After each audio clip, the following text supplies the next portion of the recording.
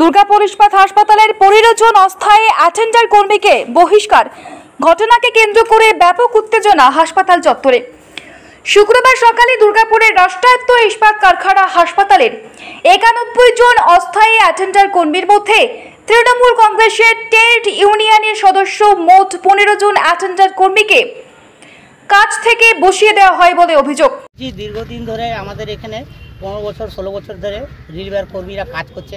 অকারণে কোনো কারণ নেই, কোনো মীমাংসা নেই, কোম্পানির সঙ্গে কোনো কথাবার্তা নেই। কোম্পানির সঙ্গে কথাবার্তা বলে ম্যানেজমেন্ট দুম করে 14-15 খানার লোককে বস করে দিল। এখন 14-15 খানার লোককে বস করে দিয়েছে। সেই 14-15 জনের লোকের কাজ প্রেশার আমাদের উপরে পড়ছে। একটা লোককে বলছে 2টো করে 3টা করে ওয়ার্ড করো। সেটা কি করে সম্ভব? যতটা লোকের পেটে লাত পড়ছে। তারপরে ম্যানেজমেন্টকে যখন আমরা বলতেছি, ম্যানেজমেন্ট উল্টো বলছে কোম্পানির সঙ্গে বুঝে নাও। তাহলে ম্যানেজমেন্টকে যখন আমরা বলছি কোম্পানির সঙ্গে বুঝতে পারছি, ম্যানেজমেন্টই বলে পরে লোককে কোম্পানির সঙ্গে 14টা লোক 15টা লোককে বুঝ করে দিচ্ছে। হ্যাঁ, আমাদের একটা লোক যদি 3-4টা করে ওয়ার্ড করে তাহলে আমরা কী করে সম্ভব? এটা তো সম্ভব নয়। এখন কি কাজ বন্ধ আছে না কাজ চলছে? না, কাজ বন্ধ নেই। আমরা জাস্ট আমরা কোম্পানিকে বলে আমরা একটা আলোচনার মধ্যে আছি। সেই আলোচনার মধ্যে আমরা চলছি।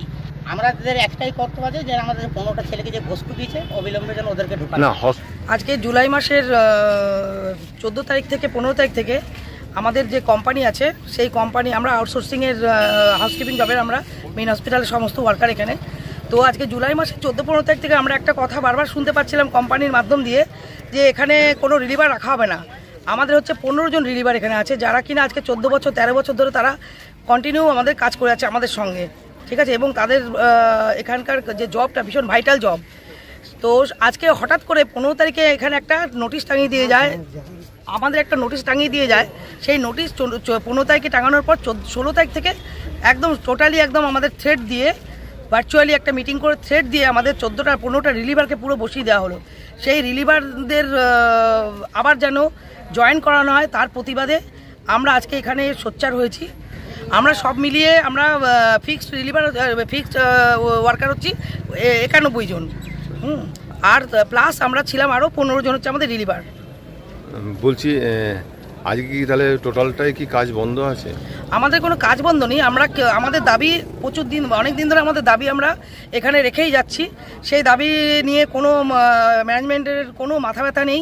তো আজকে আমাদের পিঠ দেওয়ালে ঠেকে গেছে, যে কারণের জন্য আমরা একটা ছোট্ট মতন একটা দাবি আমাদের দাবি আমরা এখানে রেখেছি।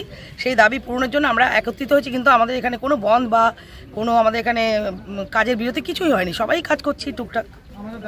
দাবিটা কি আছে? আমাদের দাবি হচ্ছে 14-15 জন রিলিভার এখানে আমাদের আবার নতুন করে আবার বহাল করতে হবে, এবং আমাদের সেফটি হিসেবে আমাদের ড্রেস, জুতো সমস্ত কিছু আমাদের দিতে হবে, আমাদের গেট পাস দিতে হবে, আমাদের পেমেন্টের আগে আমাদের পে স্লিপ দিতে হবে, পেমেন্ট 10 তারিখের মধ্যে যেরকম এগ্রিমেন্ট ছিল সিএলসি থেকে সেটা আমাদের দাবি পূরণ করতে হবে, আমাদের নাইট অ্যালাউন্স একটা আমরা দাবি রাখছি করতে হবে, এবং আমাদের প্ল্যান্টের আমাদের আউটসোর্সিংয়ের লোকেরা যে পেমেন্ট পায় সেই পেমেন্ট হিসেবে আমাদেরকেও সেই পেমেন্ট দিতে হবে। ইভেন আমাদের প্ল্যান্টের ভেতরে প্ল্যান্ট মেডিকেল যেটা আছে সেখানে আমাদের অ্যাটেন্ডার এবং আমাদের হাউসকিপিং স্টাফ তারা যে পেমেন্ট পায় সেই পেমেন্ট আমরা পাই না। তারা মোটামুটি টোটাল মিলিয়ে 21,700 টাকা মতন পায়, এটা আমরা জানি। তো কেটেকুটি কী পায় সেটা আমরা বলছি না, কিন্তু আমরা এখানে সেই জায়গায় পাই কেটেকুটে 12,495 টাকা।